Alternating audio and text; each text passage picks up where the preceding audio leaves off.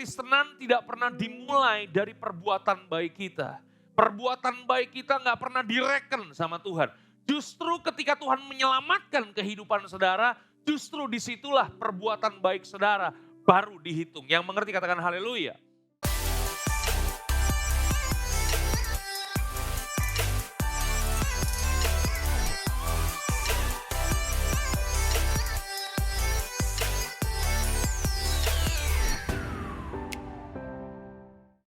Shalom semua. Bagaimana kabarnya Bapak Ibu? Saya berharap semua dalam keadaan baik, semua dalam keadaan sehat. Ada amin? Ya, hari ini kita merayakan apa? Hari ini kita merayakan Paskah Bapak Ibu ya. Jadi kalau Yesus dia bisa bangkit Bapak Ibu, saya percaya bahwa Yesus yang sama hari ini bisa membangkitkan pengharapan kita yang mati. Bisa membangkitkan iman kita yang mungkin hari ini mati Bapak Ibu. Karena saya percaya bahwa bagi Tuhan tidak ada yang mustahil. Yang mengerti katakan haleluya. Ya, kalau hari ini Bapak Ibu sudah suka judul firman Tuhan, saya berikan judul anugerah, kasih karunia dan kebenaran. Katakan kasih karunia dan kebenaran. Ya, Bapak Ibu saudaraku terkasih dalam Tuhan, ada perbedaan sekali lagi antara kekristenan dengan agama yang lain ya Bapak Ibu ya. Kekristenan itu tidak pernah dimulai dari perbuatan baik manusia. Saudara berbuat baik bagaimanapun ya tidak akan pernah memberikan keselamatan dalam kehidupan saudara. Ya, tapi kekristenan itu selalu dimulai dari anugerah. Tuhan memberikan kasih karunia-Nya kepada kita. Saudara bisa ada sampai hari ini semua karena anugerah. Saya bisa ada sampai hari ini, bisa berdiri di mimbar ini semua karena anugerah. Ya, Bapak Ibu kalau saya melihat kehidupan saya beberapa waktu yang lampau Bapak Ibu, siapa yang pernah menyangka seorang Dieter Nicholas bisa berdiri di mimbar ini bisa sampaikan firman Tuhan Bapak Ibu. Ada begitu banyak orang yang berkata bahwa orang yang kena narkoba masa depannya cuma dua. Kalau gak masuk penjara, masuk liang kubur Bapak Ibu. Tapi karena anugerah Tuhan, Dieter Nicholas masuk gereja Bapak Ibu. Haleluya. Oke, jadi hari ini Bapak Ibu saudaraku terkasih dalam Tuhan sekali lagi. Kekristenan tidak pernah dimulai dari perbuatan baik kita. Perbuatan baik kita gak pernah direken sama Tuhan. Justru ketika Tuhan menyelamatkan kehidupan saudara, justru disitulah perbuatan baik saudara baru dihitung. Yang mengerti katakan haleluya. Jadi Tuhan memberikan anugerahnya kepada kita. Nah Bapak Ibu saudaraku terkasih dalam Tuhan, masalahnya begini Bapak Ibu, masalahnya ada begitu banyak pengajaran-pengajaran tentang anugerah yang menyimpang Bapak Ibu. Ada begitu banyak orang yang kemudian ketika mereka mendengar pengajaran tentang kasih karunia, mereka salah tangkap Bapak Ibu dan mereka meyakini bahwa kasih karunia adalah sebuah tiket untuk mereka melakukan kesalahan yang sama. Halo, Bapak Ibu saudaraku terkasih dalam Tuhan, saya mau kasih tahu pada pagi hari ini bahwa ketika kasih karunia Tuhan berikan kepada kita, kasih karunia itu bukan tiket untuk kita melakukan dosa Bapak Ibu. Ya, Bapak Ibu saudaraku terkasih dalam Tuhan, ada sebuah pengajaran tentang kasih karunia beberapa waktu yang lalu. Diajarkan begini bahwa Tuhan mati buat kita, Dia menghapuskan, Dia mengampuni dosa masa lampau kita. Dia mengampuni dosa masa sekarang kita, dan Dia juga mengampuni dosa masa depan kita. Setuju gak?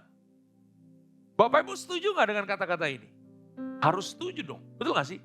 Yesus mati satu kali buat kita, Dia mengampuni dosa masa lalu kita, Dia mengampuni dosa masa sekarang kita, Dia juga mengampuni dosa masa depan kita Bapak Ibu. Tetapi kadang-kadang kan begini, kalau kita dengar pengajaran kayak begini, kadang-kadang kita menangkapnya yang beda Bapak Ibu. Oh, kalau Yesus mengampuni dosa masa depan kita, berarti begini, sekalipun saya berbuat dosa di masa depan saya tetap akan diampuni. Oleh sebab itu saya bikin dosa aja banyak-banyak. Saudaraku terkasih dalam Tuhan, kita harus membaca firman Tuhan dari Yohanes 1 ayat yang ke-14. Bahwa Yesus bukan hanya sekedar kasih karunia, tapi Yesus juga adalah kebenaran. Katakan sama-sama, Yesus bukan hanya sekedar kasih karunia, Yesus juga adalah kebenaran Bapak Ibu. Oke? Yohanes 1 ayat yang ke-14 kita baca sama-sama, demikianlah firman Tuhan 1, 2, 3. Firman itu telah menjadi manusia dan diam di antara kita. Dan kita telah melihat kemuliaannya, yaitu kemuliaan yang diberikan kepadanya sebagai anak tunggal Bapa, penuh kasih karunia dan kebenaran. Jadi Bapak Ibu Saudaraku terkasih dalam Tuhan, pada pagi hari ini bahwa begini, apakah Tuhan memberikan kepada kita anugerahnya? Tuhan memberikan kepada kita kasih karunia-Nya? Yes. Tapi jangan lupa Bapak Ibu, Tuhan juga memberikan kebenarannya kepada kita. Kita hidup di dalam kasih karunia-Nya, tapi di sisi yang lain kita juga harus hidup di dalam kebenarannya. Yang mengerti katakan haleluya. Sehingga begini, kita menjalani kekristenan kita itu dengan seimbang Bapak Ibu. Penyesatan yang terjadi hari-hari ini, kenapa? Karena kita tidak melihat kasih karunia dengan seimbang Bapak Ibu. Ada begitu banyak gereja, mereka memegang teguh kasih karunia-Nya. Tapi kemudian mereka meninggalkan kebenarannya. Kalau mereka hanya hidup di dalam kasih karunia dan mereka meninggalkan kebenaran, maka apa yang terjadi? Kekristenan kita jadi murahan Bapak Ibu. Katakan sebelah kanan, sebelah kiri. Kamu mahal, bukan murahan. Ada amin? Betul gak? Iya kan? Tapi kalau kita juga gak seimbang Bapak Ibu, kita hanya sekedar kebenaran tanpa adanya kasih karunia, maka apa yang terjadi? Maka kekristenan kita akan menjadi kembali kepada hukum Taurat Bapak Ibu. Setuju gak? Hidup kita akan terbelenggu, hidup kita akan terpenjara. Tapi kalau kita menjalani kekristenan kita dengan seimbang, coba lihat wajah samping kanan, samping kiri. Lihat wajahnya. Lihat dulu. Coba lihat samping kanan, samping kiri. Lihat, udah? Ya, katakan kepada orang di sebelah kanan, samping kiri, ya kan? Katakan begini, kalau kamu hidup antara kasih karunia dan kebenaran, model kamulah hidup. Dahsyat luar biasa. Yang mengerti katakan haleluya. Ya, jadi kasih karunia Tuhan berikan kepada kita untuk bukan membuat kita hidup semau-mau kita Bapak Ibu. Kasih karunia Tuhan berikan kepada kita bukan untuk membuat kita bebas melakukan apa aja. Katakan sama-sama, kasih karunia diberikan bukan bebas tuduh, tapi bebas tuduh. Bukan bebas melakukan apa aja, tetapi bebas menjadi seperti yang Tuhan inginkan. Yang mengerti, berikan tepuk tangan yang paling meriah buat Tuhan kita Yesus Kristus. Haleluya Bapak Ibu. Nah hari ini kita akan belajar Bapak Ibu ya, supaya kasih karunia pemahaman kita lebih seimbang. Saya akan mulai dari sebuah definisi Bapak Ibu. Ya, karena definisinya salah, maka konsepnya salah. Konsepnya salah, tindakannya salah. Tindakannya salah, maka apa yang terjadi? Maka karakternya salah. Dan kalau karakternya salah, masa depannya salah. Jadi Bapak Ibu bisa bayangkan definisi yang salah bisa mengakibatkan masa depan kita jadi salah. Tapi kalau definisinya benar, maka masa depannya juga pasti akan benar. Yang mengerti katakan haleluya. Yang pertama, apakah kasih karunia itu? Yang pertama adalah begini Bapak Ibu. Kasih karunia adalah kasih dan kebaikan yang Tuhan berikan kepada manusia yang sebenarnya tidak pantas diterima oleh manusia. Jadi Yesus datang ke dalam dunia ini, dia memberikan sebuah hadiah kepada kita. Dia berikan anugerahnya, dia berikan hidupnya, dia berikan segalanya buat kita yang sebenarnya kita gak pantas untuk terima. Halo? Untuk orang jahat model Dieter Nicholas, apakah pantas untuk menerima? Harusnya gak pantas. Nah, tapi yang luar biasa, Tuhan berikan anugerahnya kepada saya. Tuhan berikan anugerahnya kepada kita semua. Sehingga yang tadinya kita gak layak, dilayakkan sama Tuhan. Ada amin? Bapak Ibu saudaraku terkasih dalam Tuhan. Kalau Bapak Ibu bekerja, kemudian tinggal tiap tanggal 25, tiba-tiba masuk sesuatu di rekening Bapak Ibu. Namanya apa? Itu namanya gaji Bapak Ibu. Saya mau nanya, saudara pantas gak nerimanya? Enggak ya Bapak Ibu. Memang jemaat Rumah Harmoni dia bawa ya gajinya itu tiap bulan semuanya dibawa ke Rumah Harmoni dipersembahkan.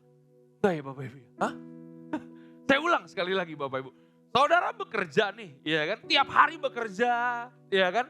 Pergi jam 7, pulang jam 7 malam. Kerja keras luar biasa. Tiap tanggal 25 tiba-tiba ada sesuatu masuk ke rekening kita. Namanya apa? Namanya gaji atau upah. Pertanyaan saya, saudara pantas gak nerimanya? Kenapa?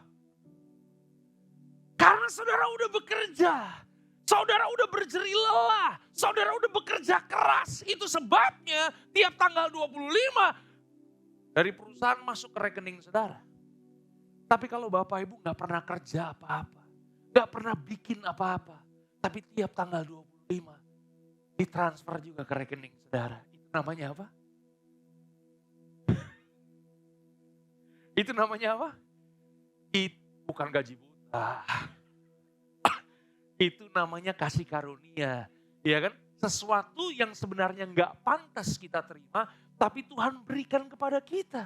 Nah Bapak Ibu Saudaraku terkasih dalam Tuhan, itu sebabnya kita harus memandang anugerah Tuhan. Kita harus memandang kasih karunia Tuhan di tempat yang paling tinggi Bapak Ibu. Kenapa?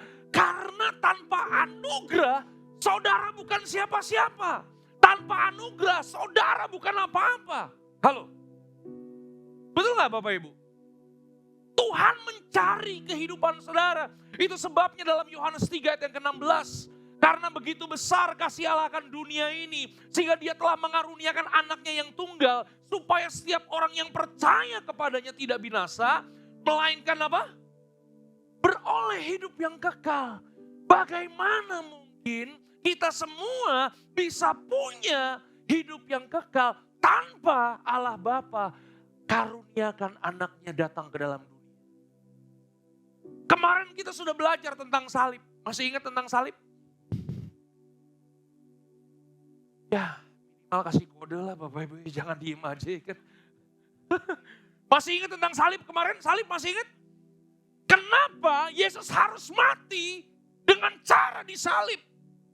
Kenapa Yesus harus mati dengan cara yang paling keji dalam dunia ini? Kenapa?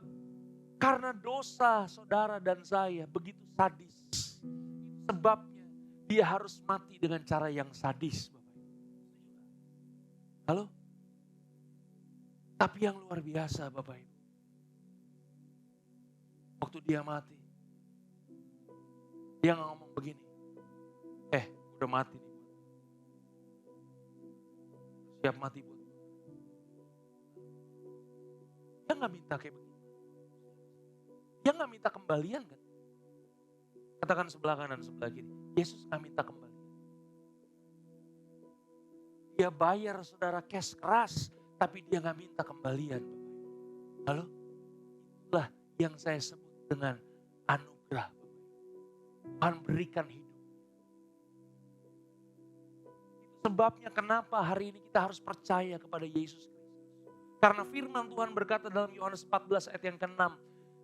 Kata Yesus kepadanya, akulah jalan dan kebenaran dan hidup. Tidak ada seorang pun yang datang kepada Bapa kalau tidak melalui aku. Bapak Ibu Saudara terkasih dalam Tuhan. Ketika manusia mencari Tuhan, pertanyaannya, akankah manusia menemukan Tuhan yang sejati? Ulang. Udah pada makan pagi belum? Hah? Ulang ya.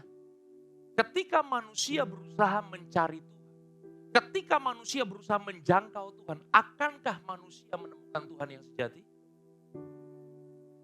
Yang iya. Yang tidak. Yang golput. Pantesan kalah kemarin Bapak Ibu, banyak yang golput kemarin. Bapak Ibu Saudaraku terkasih dalam Tuhan, ketika manusia mencari Tuhan Bapak Ibu, manusia gak akan pernah menemukan Tuhan yang sejati. Kenapa? Karena begitu dia lihat pohon bentuknya aneh sedikit, dia sembah tuh pohon. Betul gak? Dia ketemu batu yang bentuknya aneh sedikit, dia sembah itu batu. Setuju gak? Karena apa? Karena manusia yang berusaha menjangkau Tuhan. Beda dengan kekristenan Bapak Ibu. Halo, kekristenan bukan manusia yang mencari Tuhan. Kekristenan itu adalah Tuhan yang maha kuasa. Tuhan yang hebat, Tuhan yang luar biasa. Dia mengosongkan dirinya, dia datang ke dalam dunia, menyelamatkan kehidupan saudara. Jadi kalau Tuhan yang datang ke dalam dunia, dan dia menyatakan dirinya kepada kita, itulah Tuhan yang sejati. Halo?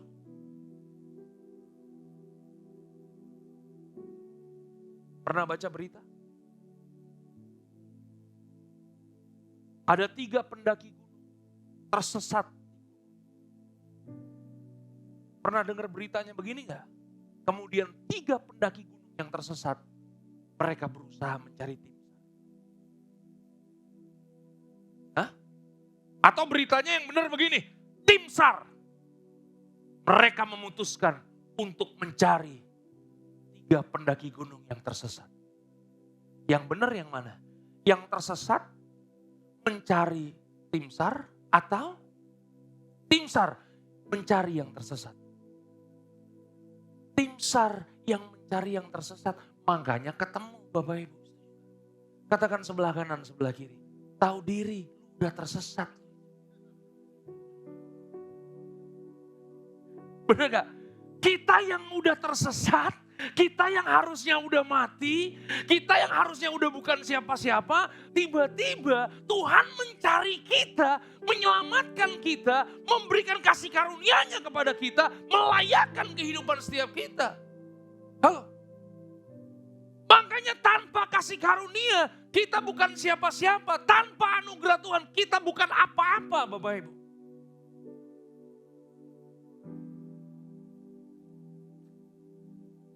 Yang kedua, apa definisi kasih karunia?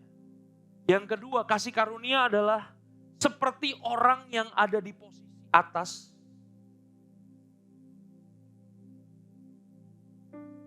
lalu membungkukkan diri,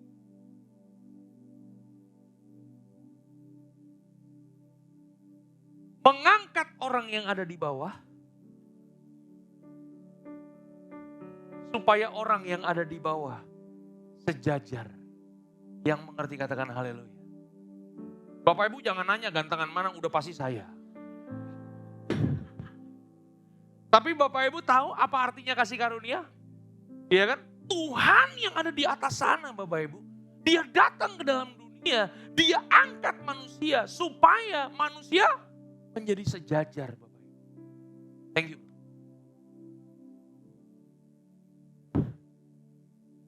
Bapak Ibu masih ingat kemarin?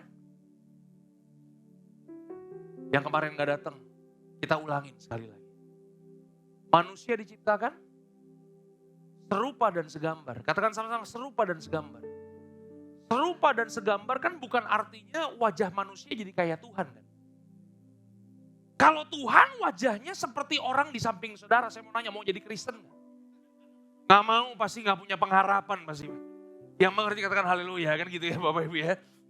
Serupa dan segambar itu artinya bukan wajah kita jadi seperti Tuhan. Serupa dan segambar itu artinya waktu Tuhan menciptakan kita ada kualitas Tuhan di dalam kita Bapak Ibu. Halo, ini posisi awal, katakan sama-sama posisi awal. Masalahnya manusia jatuh di dalam dosa. Waktu manusia jatuh di dalam dosa, manusia kehilangan kemuliaan. Katakan sama-sama kemuliaan. Kemuliaan itu apa sih? Kemuliaan itu bukan tepuk tangan. Kan biasa WL gitu. Bapak Ibu, mari kita berikan kemuliaan bagi Tuhan. Terus kita ngapain?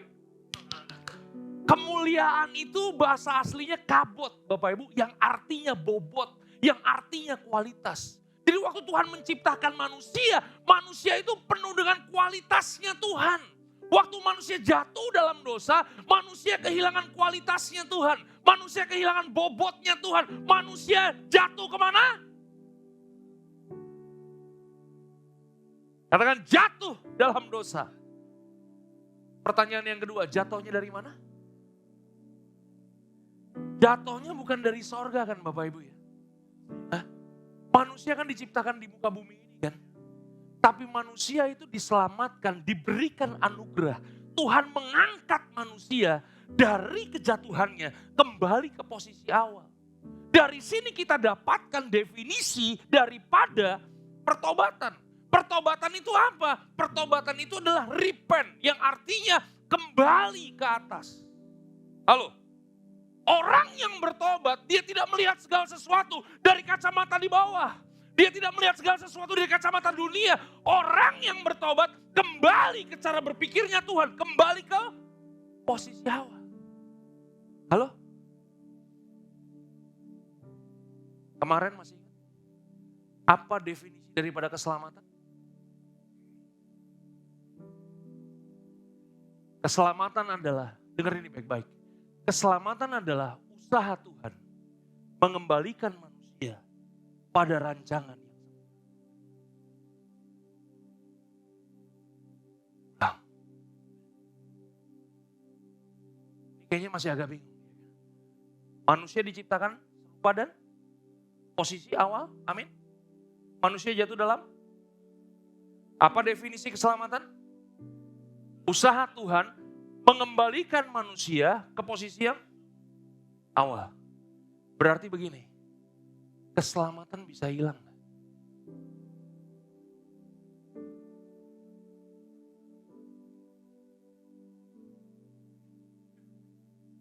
Ulang. Banyak orang punya pemahaman begini kan Bapak Ibu. Keselamatan adalah percaya Yesus, dibaptis, hari Minggu masuk gereja, matinya. Kalau definisi kita percaya Yesus mati masuk sorga, berarti keselamatan bisa hilang. Karena salah definisi. Keselamatan itu adalah usaha Tuhan mengembalikan manusia pada posisi awal. Berarti keselamatan bisa hilang. Kalau keselamatannya hilang, berarti Tuhannya juga hilang. Yang mengerti katakan haleluya. Itu dia. Keselamatannya gak bisa hilang. Karena itu usaha Tuhan mencari manusia. Mengembalikan manusia pada posisi awal Bapak. Itu sebabnya Alkitab katakan begini dalam Matius 5 ayat yang ke-20. Matius 5 ayat yang ke-20. Maka aku berkata kepadamu, jika hidup keagamaanmu tidak lebih benar daripada kehidupan keagamaan ahli-ahli Taurat dan orang-orang Farisi, sesungguhnya kamu tidak akan masuk dalam kerajaan surga. Alkitab terjemahan bahasa Indonesia menerjemahkan dengan hidup keagamaanmu. Tapi kalau kita membaca Alkitab dalam terjemahan bahasa asli, kata keagamaan itu dipakai kata ini, dikaiosune. Katakan sama-sama, dikaio. Sune. Belum monyong, belum benar ya kan. Ya, dikaiosune artinya apa? Artinya righteousness Bapak Ibu. Artinya posisi benar. Yesus datang ke dalam dunia mengembalikan posisi kita dari posisi yang salah ke posisi yang benar. Halo. Katakan sama-sama, dia mati mengembalikan posisi kita ke posisi yang benar. Pernah ngalami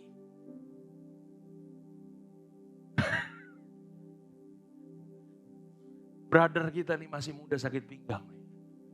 Iya kan? Kenapa pinggangnya bisa sakit? Karena posisinya salah. Katakan salah, posisinya salah. Iya kan? Makanya orang yang sakit pinggang di mana posisinya salah. Saya mau nanya, dia hidup menderita gak? Aku bro. Iya kan? Menderita, betul gak sih? Nah, Tuhan Yesus datang kepada kita mengembalikan pinggang kita yang salah tadi. Ya kan? Dibenerin Bapak Ibu supaya kita hidup tuh freedom Bapak Ibu. Yang mengerti katakan haleluya. Dia berikan kepada kita posisi yang benar Bapak Ibu. Halo. Makanya Alkitab berkata, kalau hidup keagamaanmu tidak lebih benar daripada ahli-ahli Taurat dan orang-orang Farisi. Orang Farisi dan ahli Taurat, mereka itu membuat posisi mereka benar karena kekuatan mereka sendiri. Karena ritual keagamaan mereka, karena doa-doa mereka. Mereka berusaha mencapai Tuhan dan mereka berusaha membenarkan posisi mereka sendiri. Halo. Tuhan Yesus datang kepada kita. Dia berikan kasih karunia-Nya kepada kita. Dia benarkan posisinya kembali Bapak Ibu. Dia benarkan pinggang kita kembali Bapak Ibu. Sehingga Bapak Ibu bisa tidur pulas lagi malam hari.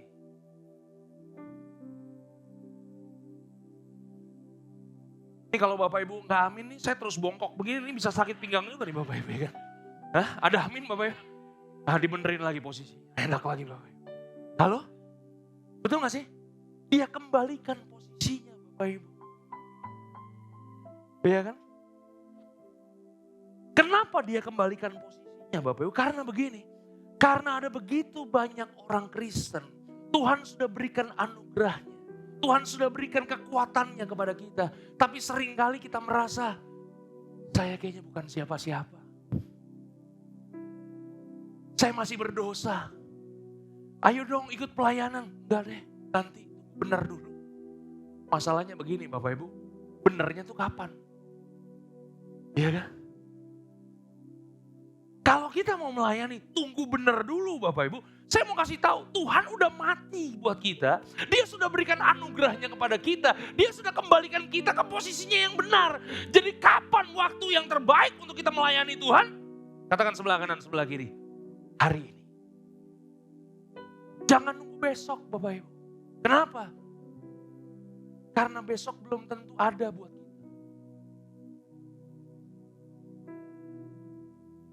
Jadi orang jangan suka so tahu Bapak Ibu. Katakan sebelah kanan, sebelah kiri, lu jangan so tahu. Lu yakin minggu depan lu masih ada? Gak pernah tahu Bapak Ibu, kapan kita gak pernah tahu. Karena kematian itu adalah misteri, betul gak sih? Tapi kalau hari ini Tuhan berikan kepada kita kehidupan, kita masih bisa bernafas, kita masih bisa melangkah. Mari kita mau gunakan hidup kita hari ini untuk memuliakan nama Tuhan. Supaya hidup kita jadi berkat buat orang banyak. Yang mengerti katakan haleluya. Untuk kita bisa melakukan kebenaran, Tuhan sudah membuat kita di posisi yang benar. Sehingga begini, saudara mampu lakukan kebenaran. Halo. Klik sekali lagi.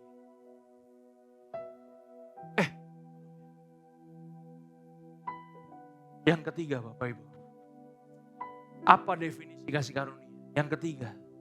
Kasih karunia ialah kemampuan ilahi yang Tuhan berikan supaya kita bisa mengerjakan kehendak Tuhan. Supaya kita bisa mengerjakan kebenaran. Supaya kita bisa mengerjakan apa yang tidak mampu kita kerjakan. Jadi anugerahnya, kekuatannya Tuhan sudah install di dalam kehidupan kita. Dia sudah berikan kepada kita.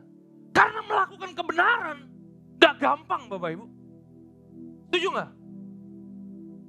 Lebih gampang mana? Membenci atau mengampuni? Halo? Kayaknya saudara agak kurang jujur ya. Lebih gampang mana? Membenci atau mengampuni? Untuk kita membenci orang, kita gak perlu kekuatan Bapak Ibu. Kita gak perlu kemampuan untuk membenci orang. Untuk membenci orang kita gak perlu skill Bapak Ibu, setuju gak? Tapi untuk mengampuni orang yang nusuk kita dari belakang. Untuk mengampuni orang yang telah mengkhianati kita, yang ngomongin kita, yang nipu kita, yang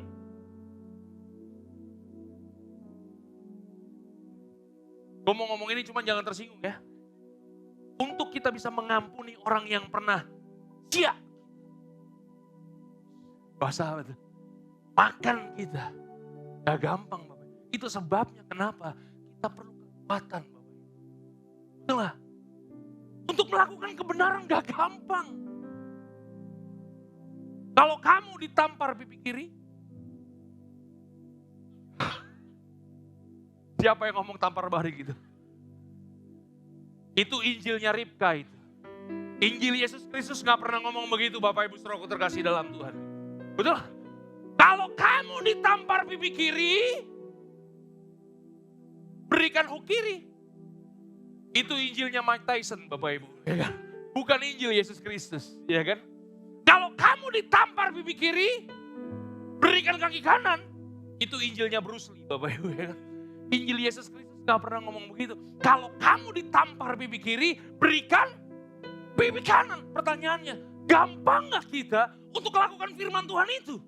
Gak gampang Bapak Ibu. Tapi ketika ada orang-orang yang menyakiti kita, kemudian kita mampu mengampuni dia. Kita mampu melepaskan pengampunan. Bahkan kita mampu memberkati dia. Kita perlu kasih karunia. Kita perlu anugerahnya. Karena anugerahnya itu akan memberikan kepada kita kekuatan untuk bisa melakukan firman Tuhan. Halo? Lebih gampang mana? Bersungut-sungut atau bersyukur? Udah mulai berubah. Hah? Untuk bersungut-sungut saudara gak perlu kekuatan kan? Setuju gak? Untuk bersungut-sungut kita gak perlu skill Bapak Ibu. Untuk bersungut-sungut kita gak perlu kemampuan yang luar biasa. Untuk bersungut-sungut cukup kasih masalah langsung keluar sungut-sungut. Tapi di tengah-tengah masalah yang luar biasa. Ya kan? Lagi lebaran mungkin toko lagi sepi Bapak Ibu. Halo? Udah gitu yang kerja sama kita 5, 4 keluar. Tinggal 1 Bapak Ibu. Ya kan? Hah? Udah gitu hari Minggu mau pergi ke gereja. Begitu keluarin mobil ban kempes. Kita panggil taksi. Nyampe di jalanan macet luar biasa. Perlu usaha masuk ke rumah Harmoni. Sampai di rumah Harmoni datang telat. Sudah tidak ada lagi Asyir yang nyampe. Buka pintu sendiri. Saudara dongkol gak? Dongkol luar biasa. Sampai di lift begitu dipencet kebetulan mati lagi hari itu. Dia mesti naik 3 lantai Bapak Ibu. Halo. Sampai di lantai 2 dia membuka pintu. Dikunci Bapak Ibu dari dalam. Dia gak bisa naik Bapak Ibu. Dia harus nunggu orang lagi turun. Begitu naik. Kebetulan hari itu kursinya full semua Bapak Ibu. Di tengah-tengah situasi yang seperti itu. Kemudian dia mampu mengangkat tangan dan berkata, Tuhan baik, aku bersyukur buat apapun yang Tuhan kerjakan dalam kehidupanku. Kita perlu kasih karunia. Kita perlu kekuatannya. Halo. Saya kasih contoh yang praktis Bapak Ibu. Kejadian 6 ayat yang ke-8. Firman Tuhan katakan apa? Kejadian 6 ayat yang ke-8 kita baca. Demikianlah firman Tuhan. Ada? 1, 2, 3. Tetapi Nuh mendapat kasih karunia di mata Tuhan. Katakan sama-sama, Nuh dapat kasih karunia. Asik kan isi Nuh dapat kasih karunia? Asik, luar biasa. Tapi Bapak Ibu tahu kasih karunia yang Tuhan berikan kepada Nuh. Di depan sana kira-kira apa yang terjadi Bapak Ibu? Halo? Tuhan hendak memberikan air bah kan. Tuhan ingin memusnahkan semua manusia kan. Nuh mendapatkan kasih karunia, keren. Tapi kasih karunianya itu dipakai buat apa sama Nuh? Untuk memberikan kekuatan kepada Nuh. Untuk membangun bahtera Bapak Ibu di puncak gunung.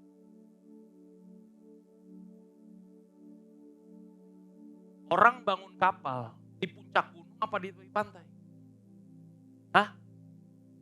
Yang benar kan bangun bahtera itu di pinggir pantai kan. Bangun bahtera di mana? Bapak Ibu bisa bayangkan perasaan lu waktu dia lagi bangun kapal, tiba-tiba ada orang lewat. Sakit. Orang mau bangun kapal di tepi pantai, ini dia di atas gunung. Bapak Ibu, dia bangun bahtera lama Bapak Ibu. Dan tiap kali ada orang itu selalu nyela dia, ngebully dia. Kenapa? Karena dianggap bodoh. Halo? Gak gampang Bapak Ibu. Itu sebabnya Nuh mendapatkan kasih karunia untuk Nuh bisa mengerjakan kehendak Tuhan. Dia bikin bahtera sesuai dengan rancangan. Halo? Masih belum amin ya? Aminnya masih terpaksa nih ya. Gak apa-apa. Satu lagi. Keluaran 33 ayat yang ke-12 sampai dengan ayat yang ke-13. Kita baca sama-sama firman Tuhan, katakan apa? Lalu berkatalah Musa kepada Tuhan, memang engkau berfirman kepadaku, seluruh bangsa ini berangkat. Tetapi engkau tidak memberitahukan kepadaku siapa yang kau utus bersama-sama dengan aku. Namun demikian engkau berfirman, aku mengenal namamu. Dan juga engkau mendapatkan kasih karunia di hadapanku. Perhatikan baik. Maka sekarang, jika aku kiranya mendapatkan kasih karunia di hadapanmu, beritahukanlah kiranya jalan kepadaku. Sehingga aku mengenal engkau, supaya aku tetap mendapatkan kasih karunia di hadapanmu. Ingatlah bahwa bangsa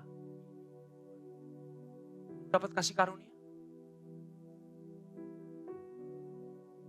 Kasih karunia yang Tuhan berikan kepadamu, tujuannya buat apa? Membawa bangsa yang tegar tengkuk, Bapak Ibu. Mereka keluar dari tanah Mesir itu jutaan orang. Musa pimpin mereka sampai di sebuah tempat yang paling gak enak di dunia. Mereka sampai di padang gurun. Halo? Makanya kenapa Musa dipandang oleh orang Yahudi sebagai pemimpin besar mereka, bukan Dieter Nicholas. Pemimpin besarnya orang Yahudi siapa? Musa. Kenapa Musa bukan Dieter Nicholas? Karena Dieter Nicholas memimpin segelintir orang begini aja, uban udah mau copot-copot nih Bapak Ibu ya kan. Uban udah banyak, rambut belakang udah mulai rontok Bapak. Makanya saya udah mulai beli neril Bapak Ibu, habisnya pakai neril Bapak Ibu ya kan. Gak gampang Bapak Ibu, setuju gak sih? Itu sebabnya kenapa perlu kasih karunia. Gak gampang berjalan di padang gurun Bapak Ibu, berhadapan dengan bangsa yang tegar tengkuk. Halo? Memimpin bangsa Israel itu sama seperti memimpin Harmony Kids. Bapak Ibu jangan ketawa-ketawa, Bapak Ibu pikir gampang melayani anak-anak. Setengah mati Bapak Ibu, kenapa? Disuruh duduk dia berdiri. Disuruh berdiri dia lari Bapak Ibu. Setengah mati kita Bapak Ibu, betul gak sih? Sama seperti bangsa Israel Bapak Ibu, disuruh apa berontak, disuruh apa berontak. Nggak gampang untuk memimpin bangsa ini. Tapi Musa diberikan kasih karunia.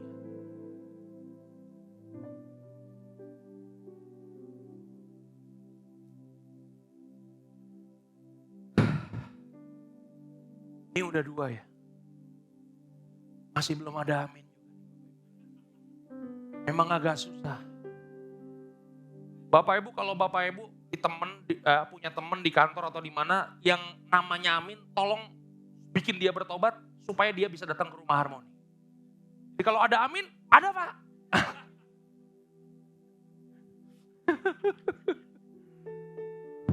Yang terakhir Bapak Ibu ya, contoh yang terakhir. Lukas 1 ayat yang ke-30. Katakan apa? Kata malaikat kepada Maria, jangan takut hai Maria, sebab engkau beroleh kasih karunia di hadapan Allah. Ini keren gak nih si Maria dapat kasih karunia? Hah?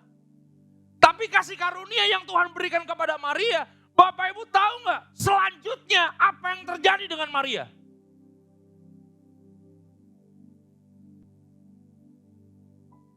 Katakan tiba-tiba.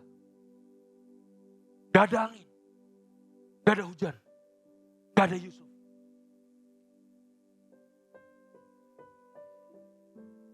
Halo?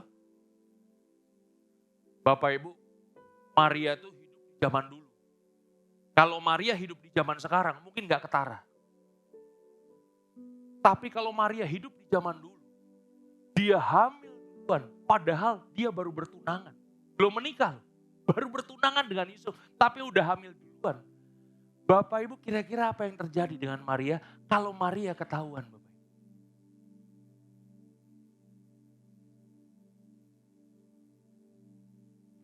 Gak bisa jawab sih. Hah? Kira-kira hukuman apa yang diperhadapkan oleh Maria ketika dia hamil duluan? Kurang keras, kurang mantap ngomongnya. Diapain? Dirajam pakai batu apa pakai kata-kata seperti netizen Indonesia? Hah? Dirajam pakai batu Bapak Ibu. bukan pakai kata-kata. Kalau zaman sekarang mah enak, dirajamin cuma pakai kata-kata. Zaman itu dirajam pakai batu, hukuman yang kedua, kalau dia nggak sempat dirajam pakai batu, dia akan dibuang ke dalam sumur yang dalam. Sumur yang dibuang ke dalam, dihantam pakai batu dari atas. Itu resiko yang harus dihadapi oleh Maria. Halo?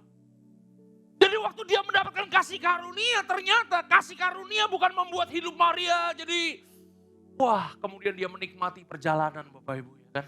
Naik kapal krus dari Jakarta ke Jepang, Jepang ke Belanda, Belanda ke Eropa, balik lagi ke Israel. Bukan. Kasih karunia yang Tuhan berikan kepada Nuh.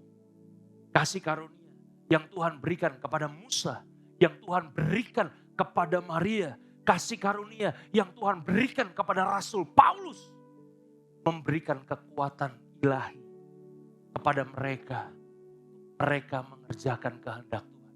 Sekalipun gak mudah, sekalipun sulit, sekalipun menderita. Tapi mereka tetap pegang Tuhan dalam kehidupan mereka. Itu sebabnya kenapa nama mereka tercatat dalam Alkitab. Katakan sama-sama, kemampuan ilahi. Kemampuan ilahi itu apa sih? Marah ilahi. Kadang-kadang kalau pakai kata ilahinya kan jadi keren Bapak Ibu. Marah ilahi. Marah tuh gak bagus. Tapi kalau marah ilahi, kelihatan keren sekali Pak. Kemampuan ilahi itu artinya kemampuan yang Tuhan berikan kepada kita. Bukan kekuatan saudara. Bapak Ibu bisa tetap bersyukur. Bukan. Tapi Tuhan kasih kekuatannya kepada kita. Nah masalahnya adalah begini Bapak Ibu. Masalahnya kadang-kadang banyak orang mengajarkan kasih karunia itu Bapak Ibu. Hanya sebatas supaya orang tuh gak kelihatan sombong Bapak Ibu. Betul gak? Karena kalau ada kata kasih karunianya tuh kelihatan rendah hati. Contoh, ada yang berulang tahun. Dia kesaksian. Bapak Ibu saudara terkasih dalam Tuhan. Kalau hari ini saya bisa berusia 43 tahun. Saya dalam keadaan sehat, keadaan luar biasa. Istri diberkati, anak diberkati, pelayanan diberkati. Percayalah Bapak Ibu. Bukan karena kuat dan gagah saya. Ini semua karena kasih.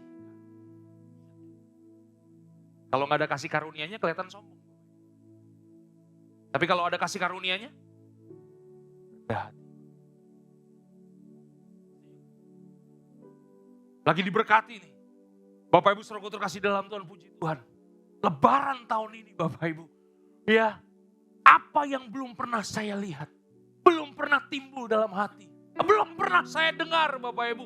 Tapi puji Tuhan Bapak Ibu. Bukan karena kuat dan gagah saya. Tapi karena kasih karunia Tuhan. Saya jualan. Waduh omsetnya triliunan. 271 triliun. Ini bukan karena kuat dan gagah saya. Ini semua karena